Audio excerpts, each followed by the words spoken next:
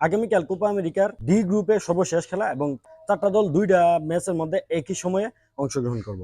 Colombia এবং Brazil একটা match, Paraguay এবং কোস্টারিকা একটা ম্যাচ। এখন ব্রাজিল যদি বাদ পড়তে যায় আর কোস্টারিকা যদি কোয়ার্টার ফাইনালে উঠতে যায়, তাহলে 2টা সমীকরণ মিলাতে হবে। এক, ব্রাজিলে হারতে হইব, আর 2, কোস্টারিকা জিতে হইব। তাহলে পয়েন্ট তাদের সমান সমান হইব। কারণ বর্তমানে ব্রাজিলের পয়েন্ট আছে 4 পয়েন্ট, কোস্টারিকা পয়েন্ট আছে মাত্র 1 পয়েন্ট। যদি প্যারাগুয়ের সাথে কোস্টারিকা জিতে, তাহলে কোস্টারিকার পয়েন্ট হইব 4, আর ব্রাজিল যদি হারে তাহলে তাদের পয়েন্ট হইব 4।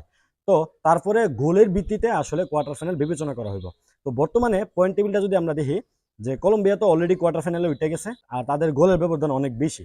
এখন যদি মনে করেন যে ব্রাজিল হারে, তাহলে ব্রাজিলের এখন বর্তমান পয়েন্ট 4 থাকবো। কোস্টারিকা যদি জিতে, তাহলে তারা বর্তমান পয়েন্ট হইতেছে 1, তারা পয়েন্ট হয়ে যাবো 4। তো তারপরে গোলের বিবেচনায় আমরা যদি যাই, বর্তমানে ব্রাজিল আগায় আছে +3 গোলে, আর কোস্টারিকা পিছায় আছে -3 গোলে। তো যদি কোস্টারিকা জিতে, তাহলে বিরাট এক ব্যবধানে জিতে হইব, এবং অথবা ব্রাজিল যদি হারে, বিরাট ব্যবধানে একটা হারতে হইব।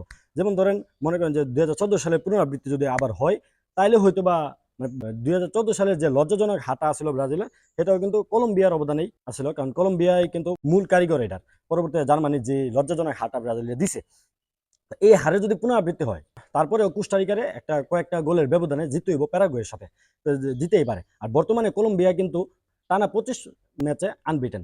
মানে তাদের বর্তমানে বলা যায় যে ব্রাজিল এবং আর্জেন্টিনা উভয় দলের কাছে উরুগুয়ে এবং কলম্বিয়া হইতেছে হট ফেভারিট এই কোপা আমেরিকায়।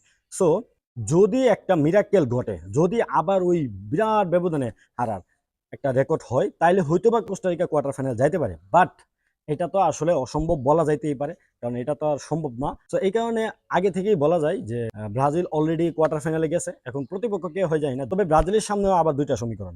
যদি ব্রাজিল কলম্বিয়ার সাথে জিতে, তাহলে ব্রাজিলের বর্তমান পয়েন্ট 4 থেকে হয়ে যাবে 7, তার মানে গ্রুপ চ্যাম্পিয়ন হইব, কারণ কলম্বিয়ার পয়েন্ট থাকবে 6।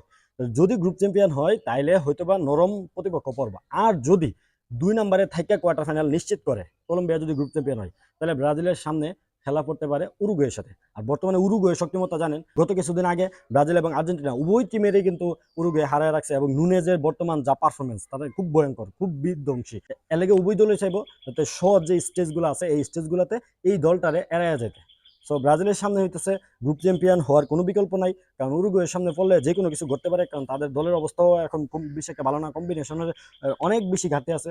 সো আশা করি যে কলম্বিয়ার সাথে অন্তত ড্র যদি করে, তাহলেও 2 নম্বরে থাকবো। যদি অন্তত কোনোভাবে জিততে পারে, একটা গোলও জিততে পারে, তাহলে অন্তত গ্রুপ চ্যাম্পিয়ন হয়ে পরবর্তী স্টেজে একটা দলের সাথে পড়বো এবং একটা ভালো পারফরমেন্স দিবে।